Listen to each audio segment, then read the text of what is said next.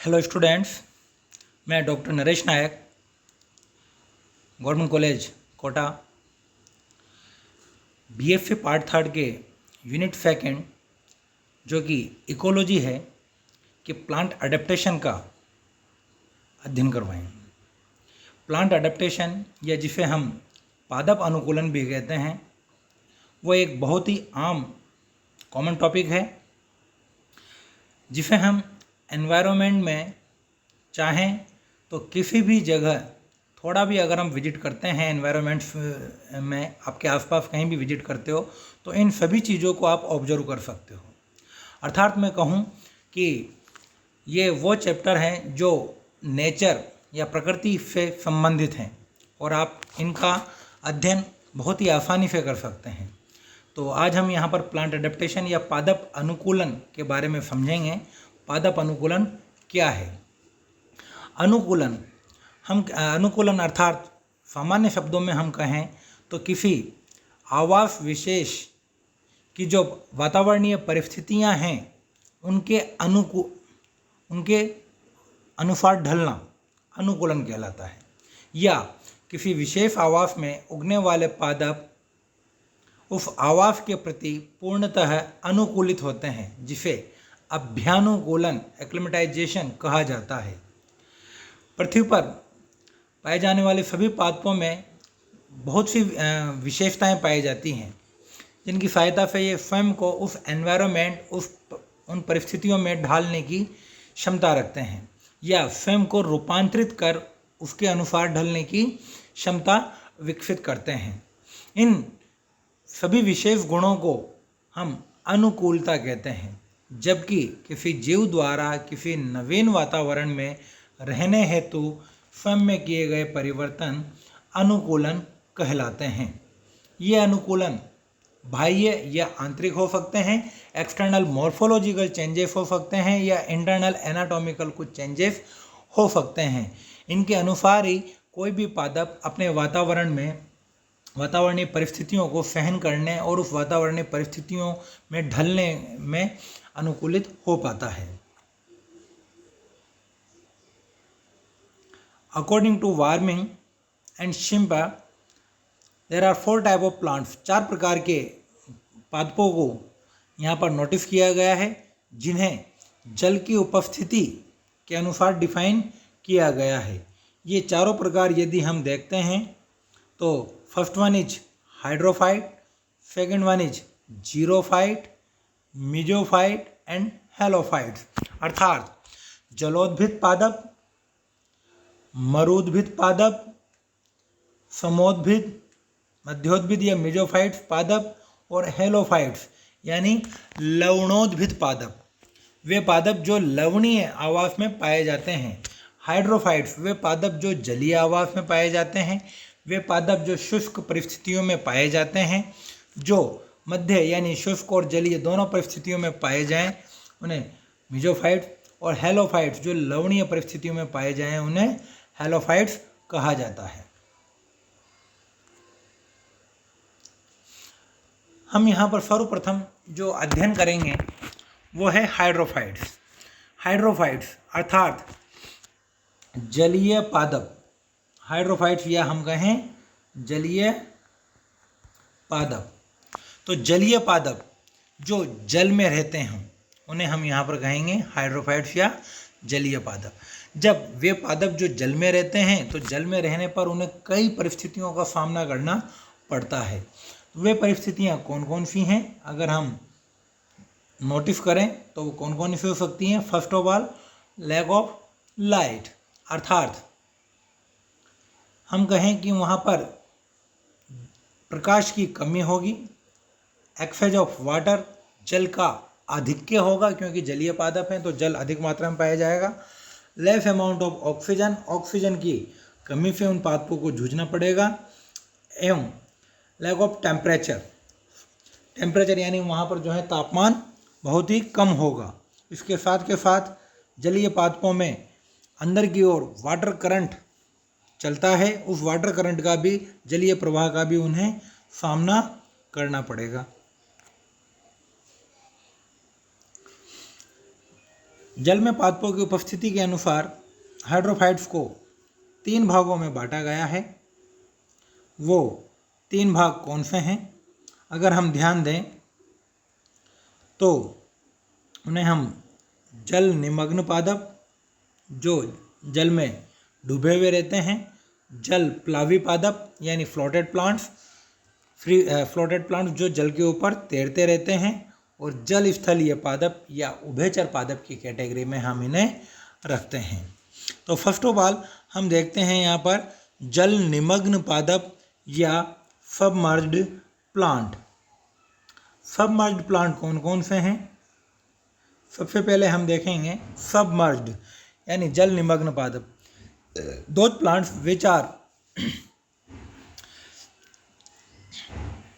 Merged in water, वे पादप जो पूर्णतः जल में डूबे रहते हैं उन्हें हम जल निमग्न पादप कहते हैं। इसके आधार पर भी हम इन्हें 2 भागों में बांटेंगे। पहले वो जो जल में तैरते रहते हैं, और दूसरे वो जो जल में डूबे तो रहते हैं परंतु स्थिर रहते हैं, अर्थात जल में फ्री फ्लोटेड फॉर्म में तैरने वाले, और दूसरे जो जल में डूबे तो रहते हैं परंतु उनमें जड़ें उपस्थित होने के कारण वो एक स्थान पर स्थिर रहते हैं। तो पहला हमारा है सबमर्ज्ड सस्पेंडेड प्लांट। इसमें जड़ों का पूर्ण अभाव होता है, अर्थात जल के अंदर ये पूर्णतः डूबे रहते हैं। ये जल के अंदर स्वतंत्रता पूर्वक तैरते रहते हैं। तैरते रहने के कारण और वाटर करंट के कारण इनकी पत्तियां कटी फटी रहती हैं। इसके कुछ सामान्य उदाहरण हैं हाइड्रिला, नजाफा, सिरेटोफिलम, यूट्रिकिलोरिया एवं इलोडिया। इनके कुछ डायग्राम्स अभी हम नेक्स्ट स्लाइड में देखेंगे।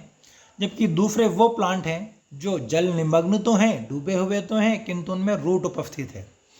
रूट की उपस्थिति के कारण ये एक स्थान पर स्थिर रहते हैं, तो इन्हें हम कहते हैं सबमर्ज्ड रूटेड प्लांट्स। तो these are some examples of plants and diagrams. Submerged floated hydrophytes हम देख रहे हैं यहाँ पर। पहला जो उदाहरण है वो है सिरेटोफिलम, और दूसरा यूट्रिकुलेरिया। ये जल के अंदर ही तैरते रहते हैं और उनमें जड़ों का अभाव होता है। नेक्स्ट जो प्लांट हम देख रहे हैं वो है रूटेड सबमर्ज्ड, जो जल में डूबे हुए तो रहते हैं परंतु जड़ों की उपस्थिति के कारण ये स्थिर रहते हैं। फॉर एग्जाम्पल यदि हम देखें तो यहाँ पर यूट्रिकुलेरिया हमें देखने को मिल रहा है जिसमें रूट्स उपस्थित हैं, जबकि दूसरा जो है हमारे पास है हाइड्रिला जिसमें भी रूट्स यहाँ पर प्रेजेंट हैं। तो ये जल में स्थिर पादप होते हैं। तो these are submerged plant. Next one, second जो कैटेगरी हमारी आती है वो है फ्लोटेड प्लांट, यानी वो पादप जो जल में तैरते रहते हैं, ऊपर की ओर तैरते रहते हैं। समझिएगा, सबमर्ज्ड में भी तैरने वाले थे परंतु वो जल में डूबे हुए अंदर तैरते हुए रहते हैं, जबकि फ्लोटेड में वो पादप जो जल के ऊपर तैरते हों। तो यहाँ हम देखते हैं वे पादप जो जल की सतह पर तैरते रहते हैं, अर्थात यह पादप जल व वायु दोनों के संपर्क में रहते हैं। जल व वायु दोनों के संपर्क में रहते हैं। इनमें अधिकांशतः लीव्स पर स्टोमेटा उपस्थित होते हैं ऊपरी सतह पर। रूट पॉकेट्स एवं एयर चैम्बर्स इनमें उपस्थित होते हैं। इसकी फ्लोटेड प्लांट्स को हम 2 कैटेगरी में कैटेगराइज करते हैं, जिनमें पहला है फ्री फ्लोटेड प्लांट, वही जिस प्रकार से सबमर्ज्ड में था, और दूसरा है floated rooted plant. Free floated जो जल में आप तैरते रहते हैं, ऊपर सतह पर तैरते रहते हैं। फ्लोटेड रूटेड जो सतह पर तैरते तो हैं परंतु उनमें जड़ें उपस्थित होती हैं। तो फ्री फ्लोटेड वे पादप जिनमें रूट अनुपस्थित या अल्प विकसित प्रकार की होती है एवं ये जल की सतह पर तैरते रहते हैं। For examples Wolffia, Lemna, Salvinia और Azolla. Salvinia, Azolla both are pteridophytes. आइकोनिया, स्पायरोडेला एक्सेट्रा। इसी प्रकार से फ्लोटेड रूटेड वे पादप जो जल की सतह पर तैरते तो रहते हैं किंतु जिनमें जड़ें सुविकसित प्रकार की होती हैं।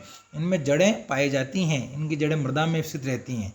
इनकी पत्तियां व प्ररोह जल पर तैरते हैं, जैसे ट्रापा यानी सिंघाड़ा, नीलम्बो, निम्फिया आदि। These are of examples of floated plants. First one, free floated. First one is free floated like Pistia and Iconia. This one is Pistia and this one is Iconia. ये थोड़ा गलत दे रखा है इसमें।